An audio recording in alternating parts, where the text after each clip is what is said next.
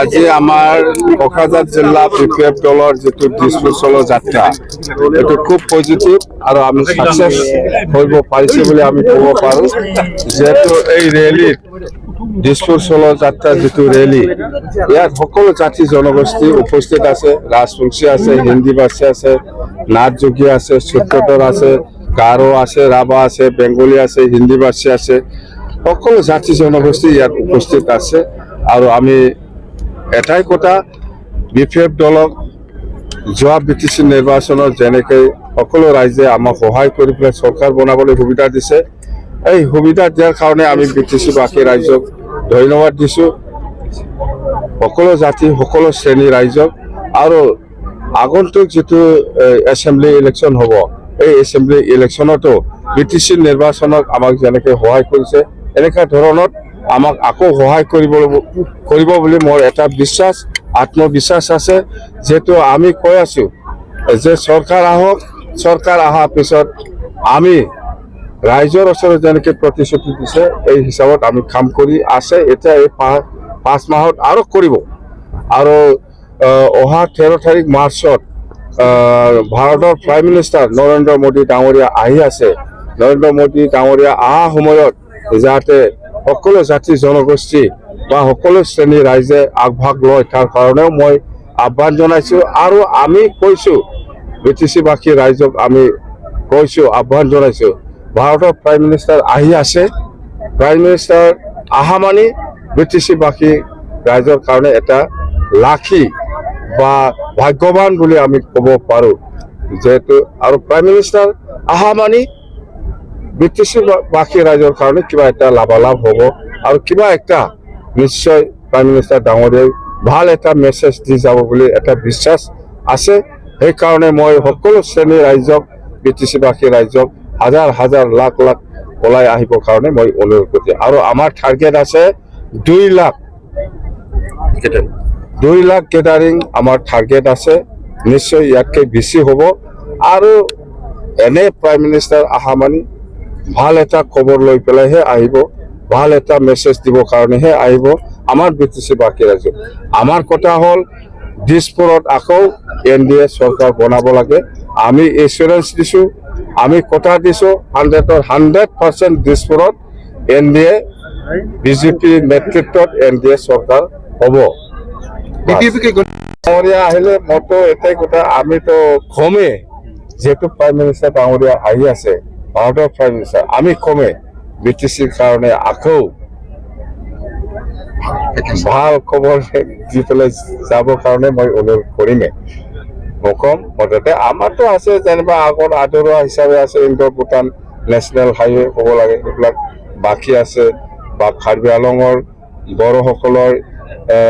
ST hills status দিয়া এইবিলাক বাকী আছে সেইবিলাক আমি কথাটো কম ৰূপসী এয়াৰপোৰ্ট অলৰেডি চলি আছিলে মাজত অলপ বন্ধ হৈছে সেইটো হ'ল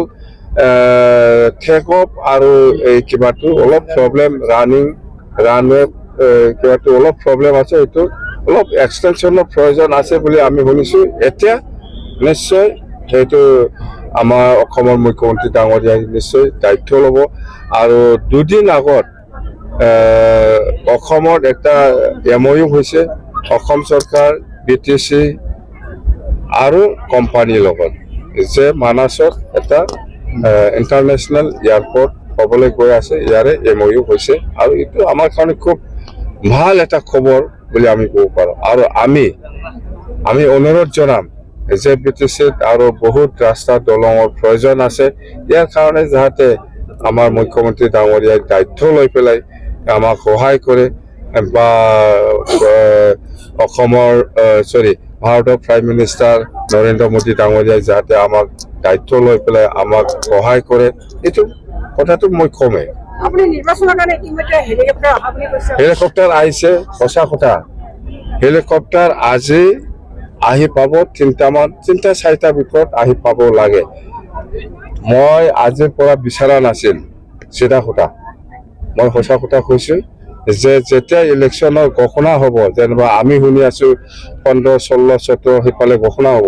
সেইদিনাৰ পিছত আমি হেলিকপ্টাৰটো ল'ম বুলি। কিন্তু এতিয়া ইহঁতে এডভান্স আহিছে, এডভান্স আহিলে এডভান্সতে পইচা পাব সেইটো নহয়, আমি কৈছো 50% পইচা দিম আমি। স্যার কি নহয়, আমি এতিয়া BPF বা বিজেপি বা যিমান এলায়েন্স আছে NDA, কোনটো দলে কিমান সঁচাকে কিমান চিট পাব, বিজেপি হিচাপে নিজাববীয়া কিমান চিট খেলিব, বা ACP হিচাপে বা UPPL হিচাপে বা কোনোবা যেনিবা গণশক্তি বহুত দল আছে NDA, কোন দলে কিমান চিট পাব এতিয়ালৈকে ফাইনেল হোৱা নাই। হয়, আমি শুনি আছো, বাতৰিত আমিও দেখিছো যে এনেকুৱা চিট পাব, BPF এনেকুৱা চিট পাব, বিজেপি এনেকুৱা। এইটো ফাইনেল খবৰ নহয়, যেতিয়া ফাইনেল হ'ব মোৰ মুখৰ পৰা আপোনালোকে শুনিব, এইটো বিশ্বাস কৰক। স্যাৰ টিএমও কি অনুৰোধ জানাবো আপনাকে? তিতাগুৰি আছে, দেৱৰগাঁও আছে আৰু চিলানী আছে। এই 3টা স্পটত ফ্লাইঅভাৰ আমি বনাব, এইটো ঘোষণা কৰি আহিছো। নিশ্চয় সেইদিনা আমাৰ ভাৰতৰ প্ৰাইম মিনিষ্টাৰ নৰেন্দ্ৰ মোদী ডাঙৰে কিবা এটা আমাক মেছেজ দি যাব। আৰু আমাৰ কছাইগাঁও চাৰিআলি ফ্লাইঅভাৰ আৰু চনকোচ দলং আৰু বেকী নদীৰ দলং, ইণ্ডো ভূটান নেশ্যনেল হাইৱে আৰু বিয়াৰফিল্ড এক্সটেনশ্যন, এইবিলাক বহুত কথা আছে। মুঠতে আমি আলোচনা চলি আছে, মুঠতে আমি সেইবিলাক পেকেজটো নিশ্চয় আমি প্ৰাইম মিনিষ্টাৰ নৰেন্দ্ৰ মোদী ডাঙৰীয়াৰ পৰা আমি এই পেকেজটো আমি নিশ্চয় পাব, এটা পজিটিভ আমি আশা কৰি আছো। স্যাৰ এনডিএ আসন এৰি দিয়াটো আপোনালোকে নাই গ্ৰহণ নাই, কৰিব নালাগে। এইটো পোন্ধৰটা আমাৰ আসনৰ ভিতৰত। এইটো আমাৰ কথা নহয়। NDA আজিৰ দিনত NDA হিচাপে বিজেপিয়ে নেতৃত্ব লয়, UPA হিচাপে কংগ্ৰেছে নেতৃত্ব লয়।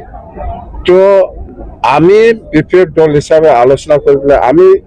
BPFৰ কাৰণে কিমান চিট ল'ব পাৰে এইটো আমাৰ কেপাচিটি, UPPL আলোচনা কৰি পেলাই কিমান চিট ল'ব পাৰে ইহঁতৰ কথা, ইহঁতৰ কেপাচিটি কিমান আছে নাই। আমি আমাৰ কেপাচিটি মতে আলোচনা কৰি আমি চিটটো ল'ম, এইটো আমাৰ BPF দলৰ কথা। আজিৰ দিনত UPPL আলোচনা কৰি পেলাই কিমান চিট ল'ব পাৰে ইহঁতৰ দায়িত্ব, এইটো হ'ল এলায়েন্সৰ নিয়ম। স্যাৰ BPF 11টা ছিল এইটো নতুন 11টা 12টা 10টা এইবিলাক UPPLৰ কোনোবা নেতা আহিব,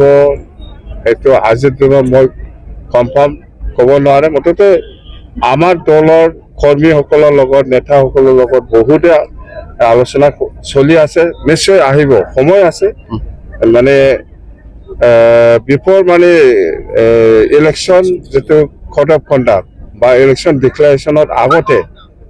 যিসকলে আমাৰ দলৰ লগত কাম কৰিব বিচাৰিছে ইহঁতক আমাৰ দলত আমি আদৰণি জনাম। Thank you, sir.